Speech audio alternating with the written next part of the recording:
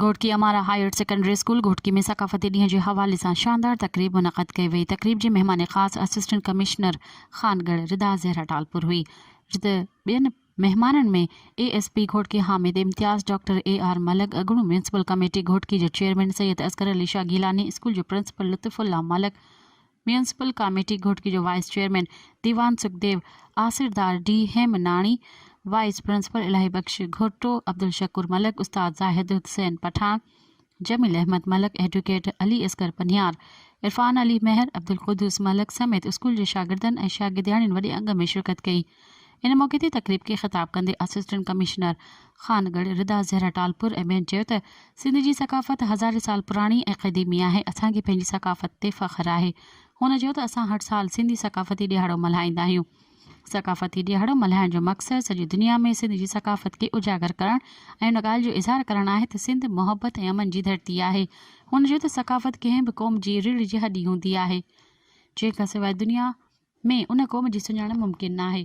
हुन चयो त सिंध जी सकाफ़त सदियूं पुराणी आहे, जेका असांखे पंहिंजे अबनि ॾाॾनि खां विरसे में मिली आहे, जंहिं ते असांखे फ़ख़्रु आहे। टोपी ऐं अजरक सिंध जी सुञाणप आहे, जेका सॼी दुनिया में सिंध जे हवाले सां सुञाती वञे थी।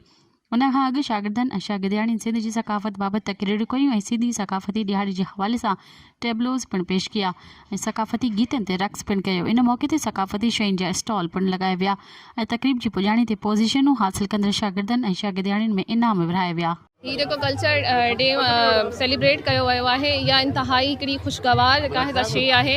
इन सां असांखे इहा ख़बर पए थी त असांजा जेके यंगस्टर्स आहिनि उन्हनि खे ख़बर पवणु घुरिजे त असांजी जेका सकाफ़त आहे उहा केतिरी ख़ूबसूरत आहे, उहा केतिरी रिच आहे। जॾहिं असां ही बार बार हिन क़िस्म जा ॾींहं मल्हाईंदासीं, असां हिते जेके असांजे जेके मेन जेके माण्हू हुआ जिन सिंध जे लाइ, सिंध खे आबाद करण लाइ, सिंध खे ख़ुशहाल करण लाइ जेके क़ुर्बानियूं ॾिनियूं, हिन ॾींहं ते असांखे उन्हनि खे ज़रूरु यादि करणु घुरिजे। ऐं उमेदु करियां थी त ॿिया बि जेके तमामु स्कूल्स आहिनि उहे बि जेको आहे हिन डिसंबर जे पूरे महीने में जेको आहे कल्चरल डेज़ मल्हाईंदा।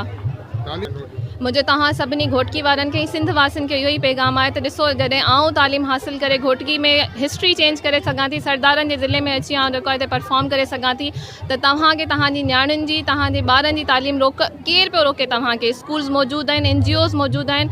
हाणे उहे ज़माना विया हलिया जो तव्हां चओ त गवर्नमेंट जे स्कूल्स में टीचर नथा अचनि। हर क़िस्म जी फैसिलिटी मौजूदु आहे। जेका शइ तव्हांखे रोके पई उहा सिर्फ़ु ऐं सिर्फ़ु तव्हांजी पंहिंजी लेज़ीनेस आहे। ॿाहिरि निकिरो, ॿारनि खे पढ़ायो, उन्हनि खे कामयाबु करियो, इहो उन्हनि जो तव्हां ते हक़ आहे। आज मैं स्कूल में हमारा हाई सेकेंडरी स्कूल में आया हूँ कल्चरल डे की तकरीब के सिलसिले में। मेरा ताल्लुक़ पंजाब से है, लेकिन सिंधी सकाफ़त और सिंधी कल्चर को देख के मुझे बहुत खुशी हो रही है। और अजरक से तो हमारी पुरानी वाकफ़ियत है, शुरू से हमारे सिंधी दोस्त रहे हैं, वो भी अजरक देते रहे हैं हमें। और अब मैं घोटकी के लोगों में रहूँगा और यहाँ पर रहकर सिंधी कल्चर को करीब से देखूँगा और इनके लोगों के अंदर घुलने मिलने की कोशिश करूँगा। मूंखे ॾाढी ख़ुशी थी आहे त जिन बि जेके बि हाज़िरीन आहिनि हिते उन्हनि इंजॉय कयो आहे, मां पाण इंजॉय कयो आहे ऐं ॾाढी सुठे नमूने सां उन्हनि पेश कयो आहे, सुठो ऐं सादगी वारे नमूने सां। छाकाणि त असांजी सकाफ़त सादगी ते ॿधल आहे ऐं जेतिरी घणी सादगी हूंदी ओतिरी घणी सकाफ़त असांजी पंहिंजो वधीक एप्रिशिएट कंदा माण्हू उन। हमारा हायर सेकेंडरी स्कूल जी तारीख़ आहे हिकिड़ी अॼु जे हिन में असीं तालीम जे बारे में ऐं कल्चर जे बारे में असां इहे प्रोग्राम रसियो आहे। मुंहिंजो इहो पैगाम आहे सिंध वासियुनि खे, बिलख़ुसूस उन्हनि खे नियाणियुनि वालिदिन खे, त उहे पंहिंजी नियाणियुनि खे घणा कढनि, तालीम ॾियारनि। छाकाणि त अॼु जी सिंध खे सख़्तु ज़रूरत आहे तालीम जी। जेकॾहिं असांजूं नियाणियूं तालीम पढ़ाईंदियूं त उहे सिंध तरक़ी कंदी, सिंध पढ़ंदी त सिंध तरक़ी कंदी। हमारा हायर सेकेंडरी स्कूल घोटकी में सॼी सिंध जी जेको असांजी सकाफ़त, जंहिंखे न सिर्फ़ु असांखे बल्कि पूरी दुनिया खे फ़ख़्रु आहे त सिंध हिकु क़दीमी तहज़ीब आहे, उन हवाले सां अॼु असां प्रोग्राम मुनक़िद कयो आहे। अल्हम्दुलिल्लाह जेके असांजे ॿारनि परफॉर्म कयो आहे कल्चर जे हवाले सां, सकाफ़त जे हवाले सां, या असांजी ॿोली आहे, तारीख़ आहे, उन ते तमामु हिकिड़ी बहितरीनु परफॉर्मेंस कई आहे।